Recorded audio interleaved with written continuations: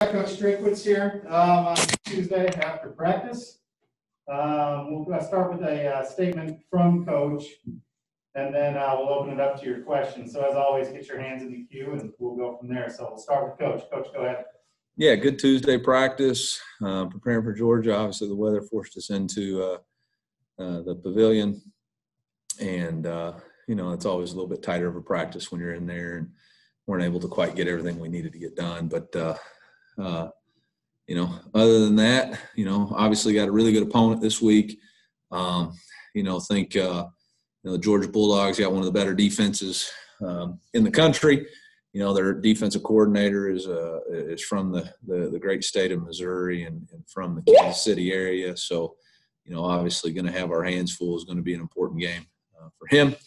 Coach Smart's done a tremendous job as owned the East in his tenure here at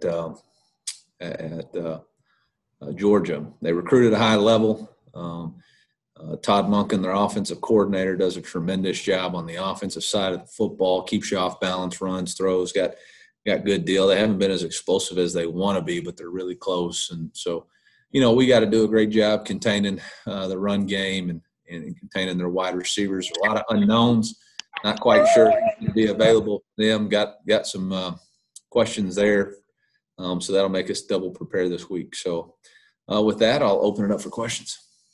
We'll start with Peter Baugh from The Athletic. Peter. Hi, Eli. I guess what's the latest update with the COVID situation on the team? We took a COVID test Sunday. We had a positive that we contact traced. The contact tracing was significant in a position, but there's no there's no outbreak or pause or anything like that. We went out and practiced today, and then we test again today, and we'll find out those results. I think much around everywhere else in the country, I think we went 4 straight weeks without a single positive, and now we had one, and we've got some significant contact tracing just from the nature of that positive. And our number one priority is the health and safety of our players and our team. And the number one thing we know about this virus is it's highly contagious. So we're trying to be very smart about wrapping our arms around it and making sure that there's not a reason to have to pause. But, just like the rest of the country, you're dealing with the highest numbers, in the country that we've seen. Us here, we're not, we have one positive and some contact tracing that's hampered a position. Are you able to specify which position that is or which side of the ball?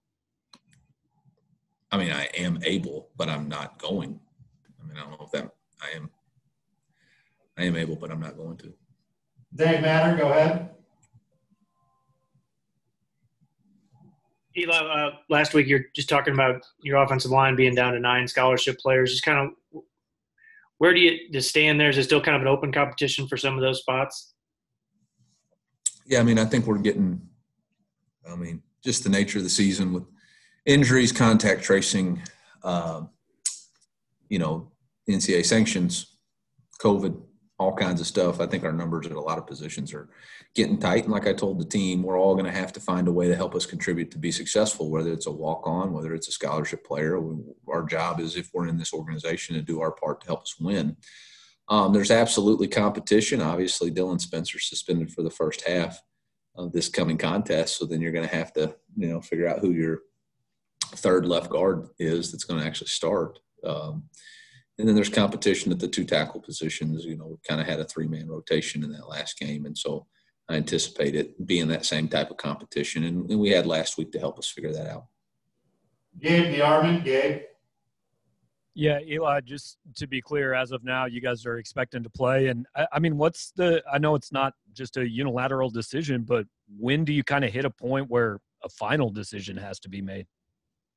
Yeah, that's in the hands of our administration and the SEC League office. And I think the thing that we've been very adamant about from when we started is, number one, it's player safety. You know, are we making sure that our players and their safety comes first? And then if it does, then let's try to play football. And it's in that order. You know, we submit our roster every day to the SEC office. And there are certain protocols and benchmarks that everybody has to meet in order to play. And, you know, we submitted our roster. And so, you know, as of now, I don't know when a decision would have to be made or not made. But yeah, I mean, I don't know. Mitchell 40, Power Mizzou. Eli, I know we got several injury updates last week. One player I don't think we touched on was Daniel Parker Jr. Do you have a sense of his status for Saturday? Questionable. Trying to work through the phases of protocol and you know, I mean, everybody's different. There's no exact number on that, but you know, as of right now, I would say at best it's questionable. Bill Pollock, go ahead. Good afternoon, Eli. I know all the East teams play each other, but it seems like kind of a unique situation where you played Florida, then you get a chance to see them play Georgia. So you're kind of getting a good sample, a recent sample of both teams. How do you kind of use that to your advantage as you game plan for Georgia, knowing what Florida can do and seeing what they did against Georgia? We don't have Kyle Pitts.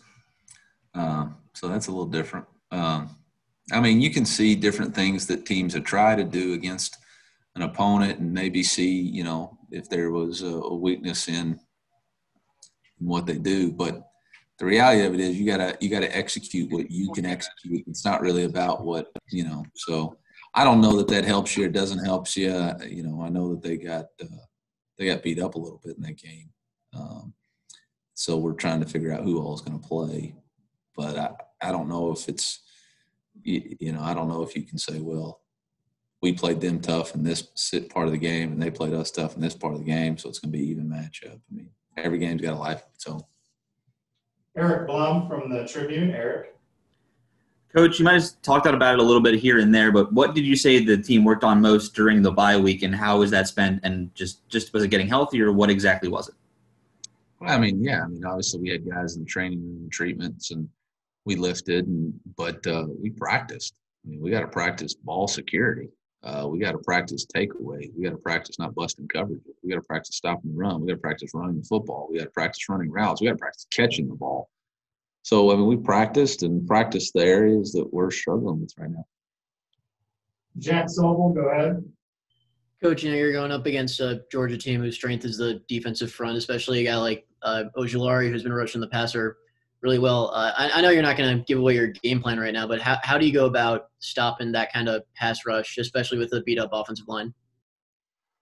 Yeah, I mean, we'll just probably, you know, run screens, draws, run at them, double team them, chip them, run reverses, you know, all the kinds of stuff that keeps defensive lines off balance. That was pretty good, Jack, given our game plan, wasn't it? Let's go Suichi Tirada from the Star. Go ahead. Hey, Eli, looking at the stats, I guess when you guys win, Larry runs for more than 100 yards, and when you guys don't win, he doesn't have so much production, I guess. Is there a correlation there from your perspective? I guess what are kind of your thoughts on that and getting Larry the ball more? Yeah, usually the correlation is the score is indicative that we can continue to try to be patient and run the ball. And when the score gets too far away from us, whether it's you know, 2 scores or more, then it puts us in an impatient situation calling plays. So we got to do a better job of staying within striking distance. Obviously, we got to continue to open holes. I think that would help us if we're consistent catching the ball and staying on the field. Then it gives you first and second down run calls so you can get the ball to Larry. So, and obviously we got to get some people healthy. Gabe Yarman, go ahead. Sorry, I left my hand up and didn't mean to.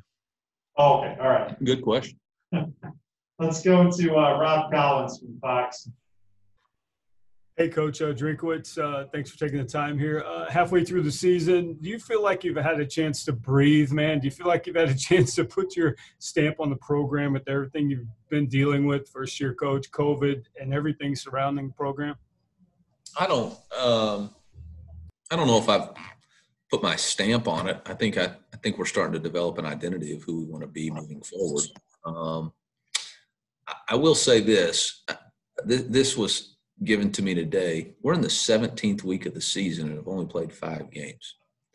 So, I don't think there's been a break. There's always something going on. I mean, every 3 days you're holding your breath waiting for the COVID results to figure out how your team's going to be affected. So, there's just a different level of stress this year.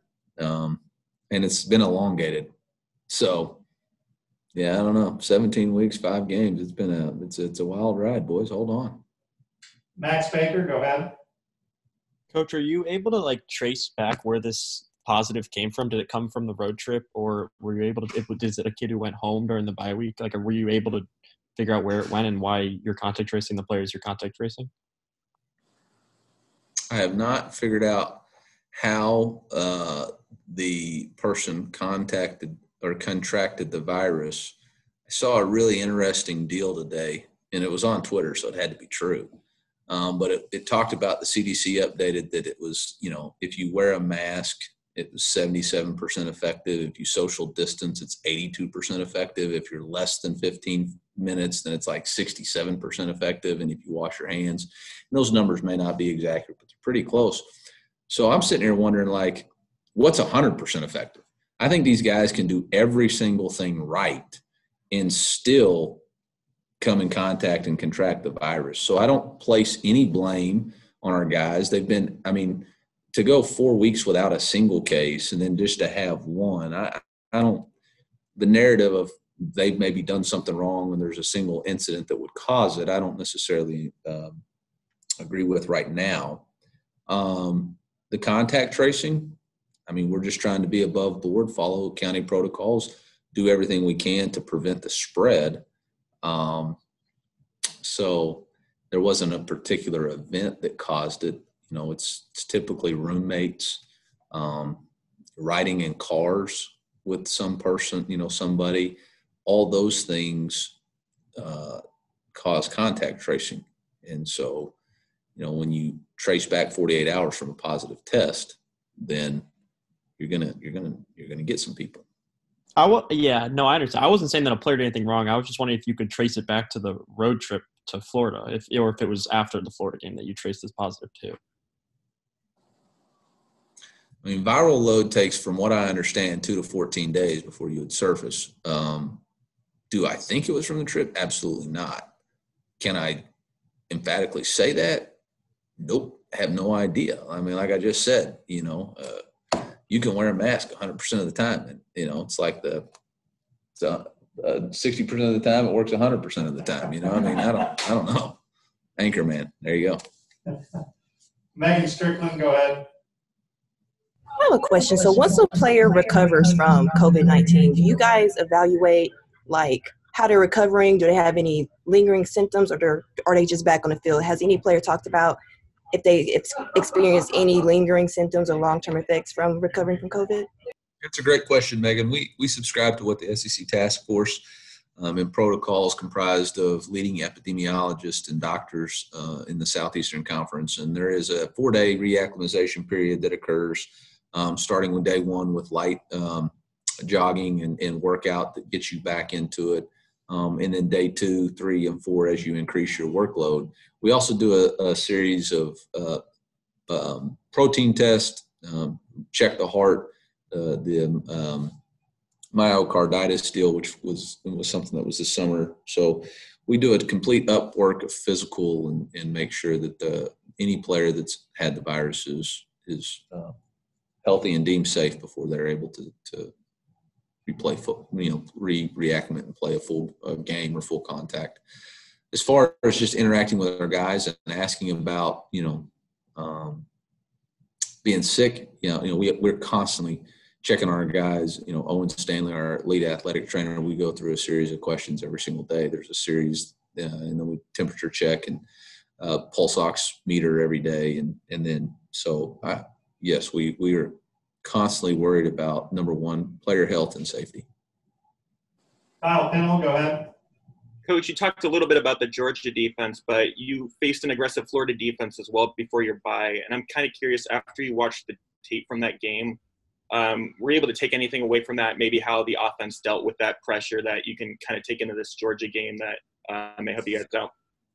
Yeah, we didn't deal with the pressure very well. We didn't sustain blocks. We didn't protect the quarterback. We didn't catch passes, and we didn't score points. So I tend to think that when you don't display your ability to handle something, that the other team is going to try to copy that and see if you've created answers.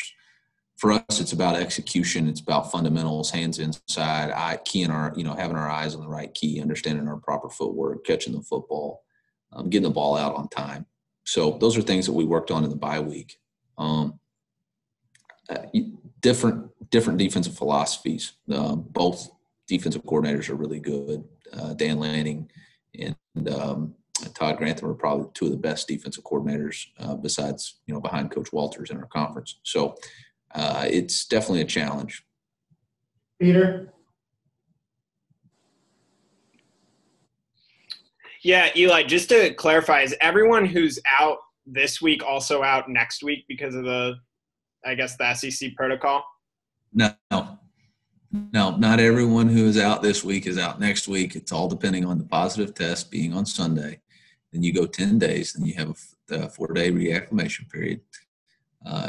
Once you test positive, it begins from when you started symptoms. So there's always different times and dates and flexibility. And when the contact tracing starts, goes from 14 days from the moment of contact. So no, this is not necessarily a 2-week deal, but So is there any more clarifications? I mean, I would love, if you want to clarify how many players are out, that would be great, but I don't know if you're going to. I think we'll go to bench 40. Mitch. Eli, you touched on this a bit earlier, but Alabama and Florida found some success against the Georgia defense, especially through the air. Is there something you can take from that, or does that have more to do with those offenses having some pretty elite skill position players and quarterbacks? It's all about matchups. I like our team. I like our football team. I like the guys we got. And it's all about finding matchups that you can create and then executing in those calls. Florida and Alabama created some matchup issues, and they were able to execute with their guys. The trick of coaching for us, for our offensive staff, is to create our matchups with our players against their guys. And I don't know if I've got those matchups created just yet, and whether or not we will execute them. But I can't, I'm not going to compare my team to Alabama and Florida's team. We'll go to Dave Matter. Eli, I don't know if you've been at full strength all year, but just hypothetically, on the line of scrimmage, your team on the offensive line, defensive line, how close or how far away is this team to being what you feel like you need to be in the SEC to win at a high level? That's a hard comment for me to answer with 5 games left and knowing that our guys are giving us everything they got. Our guys work every single day to try to be the very best that they can be. And so I'm not going to disparage where they are compared to where we need to be. I just do know that we've got to improve. We've got to get better. You always want more depth. You always want more athleticisms. I know this is a game of size, a league of size, and we've got to continue to increase our size and our numbers. I think this is a league that's also really deep, and we're not where we need to be on both sides as far as numbers. I mean, we got 9 offensive linemen. We're starting, a junior college young man who was here July 24th, and we're starting a center that got here in the middle of the summer. So, obviously we've got to continue to improve our depth. And on the defensive side of the ball, we're playing a young man who got here, in the middle of fall camp. So obviously we've got to continue to increase our depth and our numbers and we do got some improvement to do in the trenches on both sides. I don't think somebody pointed out that when we rush for 100 yards, we win. So, obviously we got to start rushing for 100 yards in every game. Quinn, go ahead. I've got two, Coach. I've got 4 guys who are ineligible to play in the first half of this ball game. Is their absence factored into the mathematical formula that the league would use in terms of a threshold, or are they considered part of the eligible roster? I only have it as 3. Is Trey out also, or no? No, he's already served his. Okay, so it's 3. Yeah, it's 3. And, I believe they have to be available to start the game in order to count towards the total number. Could that be an issue?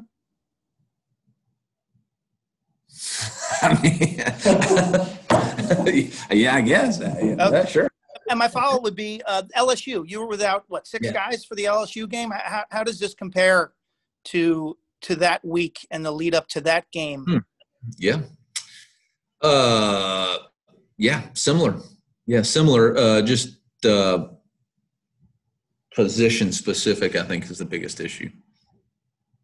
And that week it was D tackles and wide receivers. Yeah. Mm-hmm. Thank you. Yeah, no problem. Ben Hockman, go ahead. We got time for a couple more guys. Ben? Hey, Eli. I wanted to ask you about your quarterback, Connor. Can you share some examples of ways you've seen him grow? And I'm not necessarily talking about as a passer or what have you, but just as a leader, as a quarterback, and with your football team. Yeah, I think Connor's starting to settle in as far as being more vocal and communicating and talking and so much about the quarterback position is being able to communicate effectively to the wideouts. Hey, on this play, I need you to do this. On this, this is what I was thinking. Okay, what were you thinking? What did you see? I think he's starting to feel comfortable doing that with this guys. It's okay. This is my team. This is my offense. I need these guys to do it this way and so I think you're starting to see that communication, which is a step of growth. And can you quickly describe your relationship with your quarterback? Like, are you talking to this guy all the time? Like, how do you coach a quarterback from your role? We're constantly in communication. It's, I think I've said this before that my job is to come up with the recipe, or his job is to cook the meal. And so I just tell him, hey, this is how this is the recipe we got, but obviously this is the play call. You got to cook it. You got to figure it out how it's going to execute on the field. And so we're constantly communicating. Yeah, I like this. Yeah, I don't like this. I'm not comfortable with this. I like this, but how do I read this concept or that concept? What are you thinking here? And that's an area I think we can all improve on. I think it happens a little bit more when you have spring practices and you can experience failures against your defense and learn. We're learning, we're having experienced failures in the SEC and having to learn from those, which become a little bit tougher and more dramatized. Eric Blum? Coach, with getting back to Larry Roundtree, he's only 18 yards from tying Zach Abrams' record for being, for among running backs, the all-time leading rusher at Mizzou. As an advisor to him, as someone who's trying to teach him the game of football, are you reminding him of that, or do you let him come to you, or what do you think is your part in that process when he's about to accomplish something grand? Nothing. I don't have a role in that until after. We're in the middle of a season. We're not worried about individual statistics or stats. We're worried about team goals. And I think as a captain, he would say the same thing. Once you accomplish something as a team, then you look back on it and recognize that achievement. But right now we're focused on what our team can accomplish, and Larry is the ultimate team player. And once you get that, then you can look back and see it as significance. I think you'll ask me the same thing about the first career win. Here, like I don't process that right now. Like where we are, what our record is right now. We got a long way to go. We're trying to accomplish what we can for the senior class and put on good tape for these guys for their future. And so individual accomplishments, we're not worried about that right now. Again, when the season's over and you have your banquet, you look back and or after the game and you've accomplished your goal of winning, which is the ultimate goal, then you look back and say, okay, well, I've done this too within the framework of what the team needed to do. Ben Arnett. Eli, for the guys that are out for contact tracing, and particularly since you mentioned you're zeroing in on mostly one position group, how do you keep those players engaged in the game plan and when they can't be around, and make sure that they're able to slide back in there optimistically when they're able to come back? Yeah, Zoom meetings is number one, and then you have individual workout plans for them in bands, and they're able to do stuff.